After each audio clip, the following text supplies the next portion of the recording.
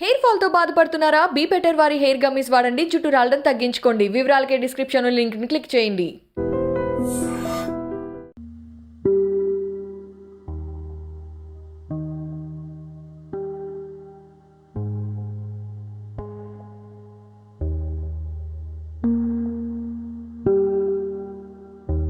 పాకిస్తాన్ లో విషాదం చోటు చేసుకుంది. మార్చి 31న ఉచిత రేషన్ పంపిణీలో జరిగిన తొక్కిసలాటలో 11 మంది మరణించారని పోలీసులు వెల్లడించారు.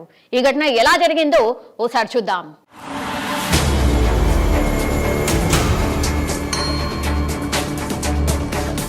కరాచీలోని ఆహార పంపిణీ కేంద్రంలో ఈ ఘటన జరిగినట్టు అక్కడ మీడియా వెల్లడించింది.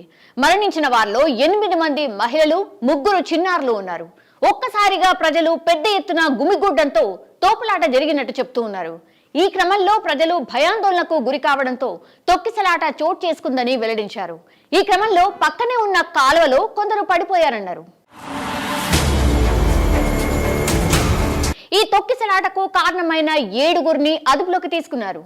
అక్కడ పోలీసులు ఈ ఘటనపై కేసు నమోదు చేసి దర్యాప్తు స్టార్ట్ చేశారు.